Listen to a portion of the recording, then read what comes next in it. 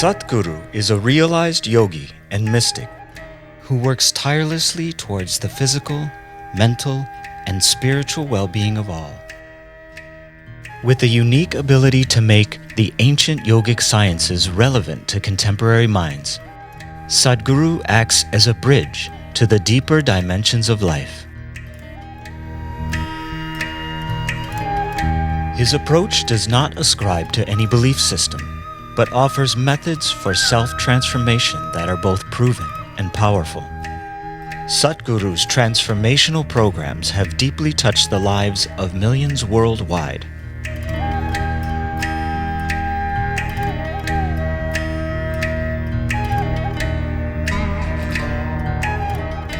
A prolific author, poet, and internationally renowned speaker, his wit and piercing logic provoke and broaden our thoughts and perception of life.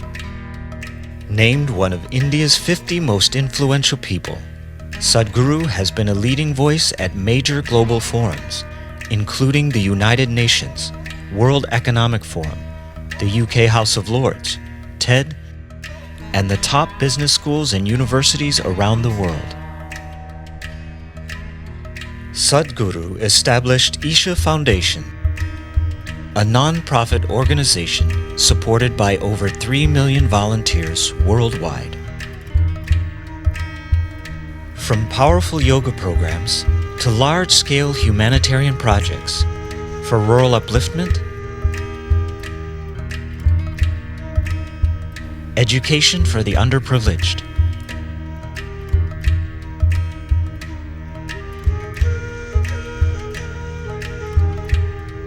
environmental restoration,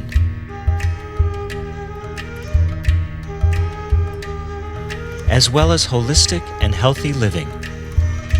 The Foundation's activities are designed to create an inclusive culture and establish global harmony.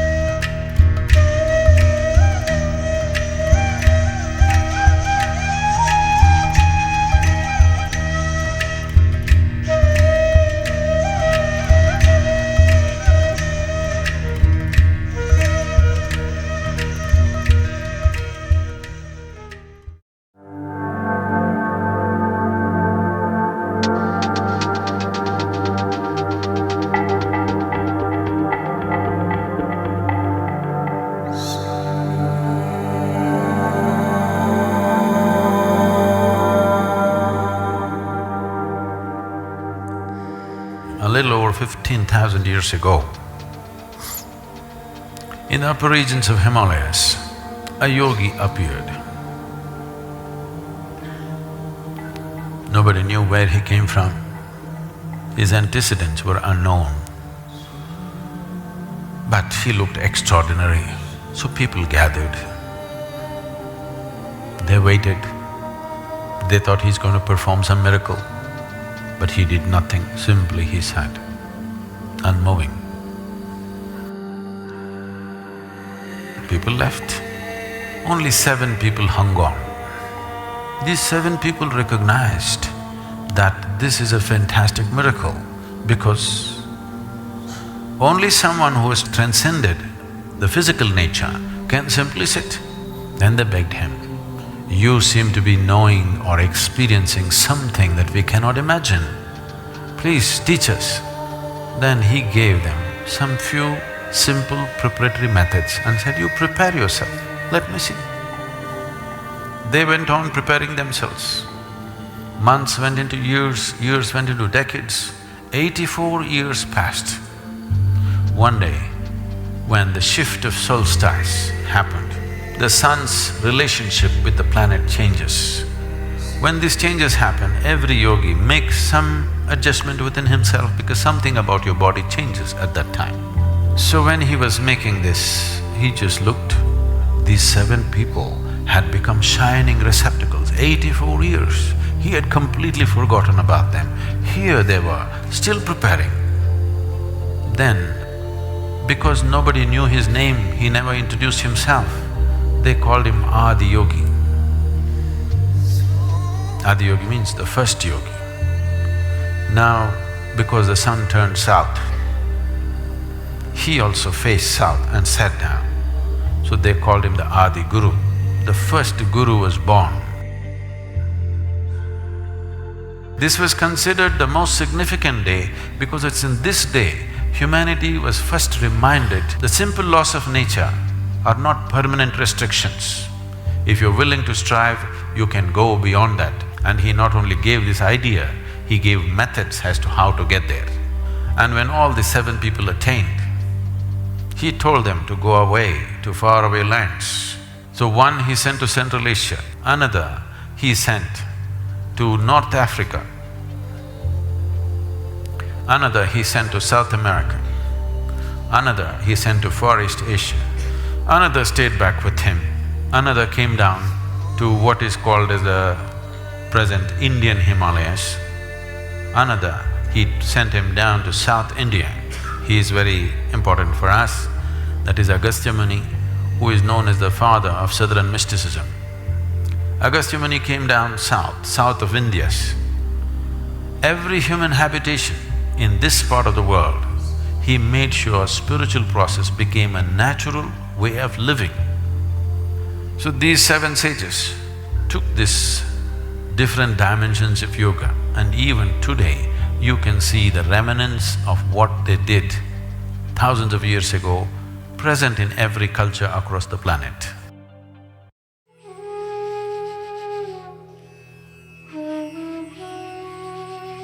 The word yoga means union. Union means right now, it is a scientific fact today that this existence is just one energy manifesting in many different ways. When Einstein says E is equal to mc squared, he's talking about it is all the same energy manifesting in millions of different ways. Or experientially, if you look at it, what you exhale right now, the trees are inhaling. What they exhale, we are inhaling. What this means is, 1/2 of the lung is hanging out there. Yes, 1/2 of your lungs is hanging out there, isn't it? The whole breathing mechanism is not here. Only one part is here, another part is out there.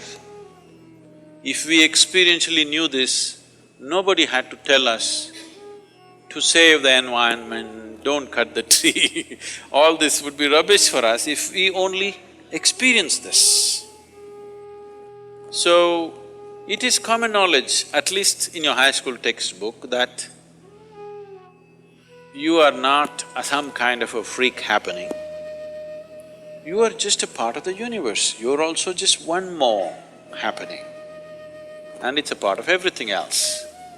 So union means in your experience, if you sit here, there's only you.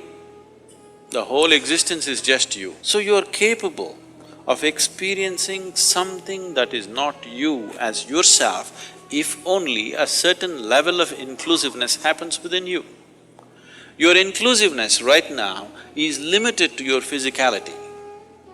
If this inclusiveness can be extended beyond physical nature, suddenly you can sit here, experience the whole universe as yourself. If this happens to you, then we say you are in yoga.